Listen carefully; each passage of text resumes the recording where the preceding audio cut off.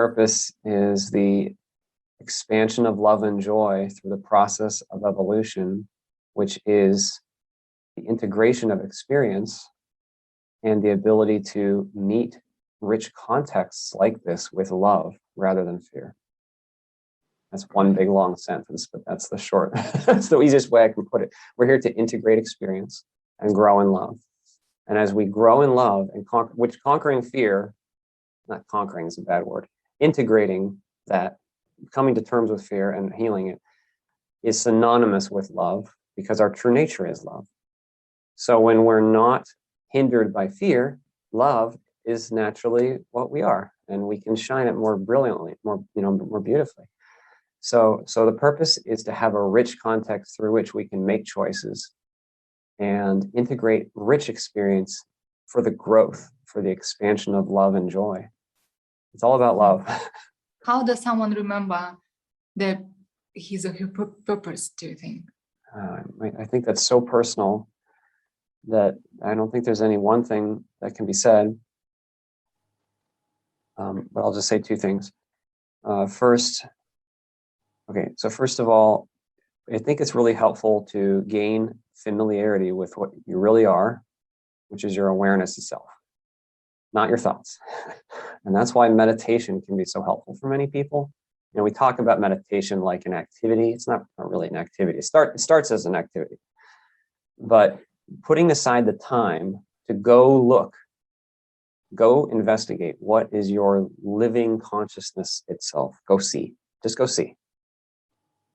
Underneath the thoughts. It's okay if the thoughts keep coming. That's fine. Still, keep returning. Feel, what are you really? Gaining that familiarity with your awareness itself is really powerful, because as you do that, the thoughts lose their momentum.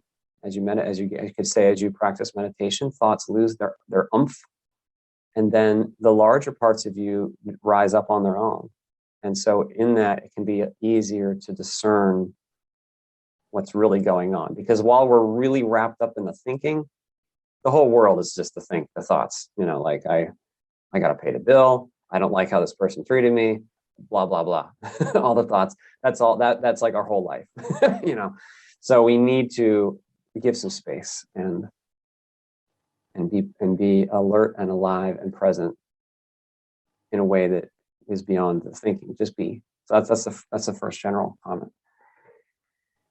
The second more specific comment then is that most people's purpose, I feel that most people's purpose is kind of made apparent to them because it keeps coming up over and over again in some way in their life.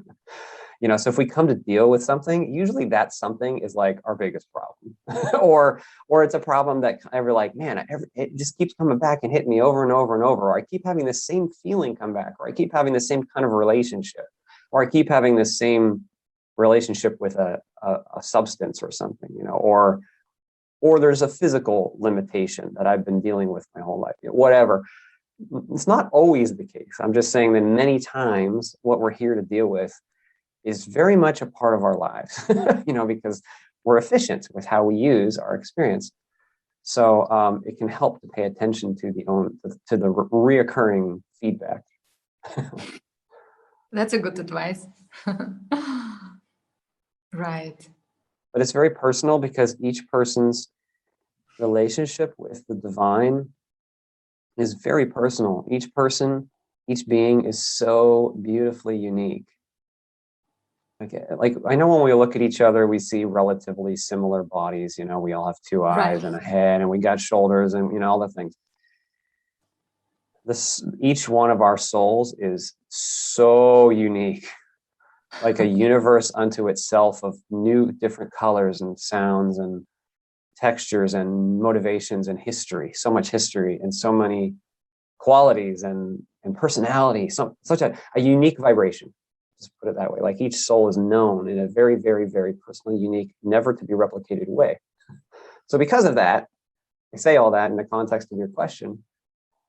Because of that, each person's relationship with the divine, or with themselves, with their higher selves, will be unique. We should utilize our context the best way we can, even if we don't know why the context is what it is, because of course we don't remember our pre-life planning most of the time. So people will say, well, I don't know what I signed up for, so what am I supposed to do? Right. Use your context. That's it. Use your context. Like what I mean is, if you're like whatever, if you have health issues, or if you're in a certain family, or if you're in a certain country, or if you have certain abilities or certain weaknesses, just do your best to use that context and be the real you in it, and try to choose love rather than fear in it. If you do that, like, you'll find your way to what you are trying to do, because ultimately all of this is about love. Love means so many things, and it means the exploration of so many kinds of experience. So I'm not just categorically saying one kind of love. I mean all the things that love can mean if you are genuine. I think it's the best word. If you can be genuine and authentic with how you meet your experience, and you own your own crap in your context, then that should be, so that is very powerful. And if you have talents, that you came in to use, then you will be aware of those talents. You will have recognized them probably. And if you feel called to use them, use them.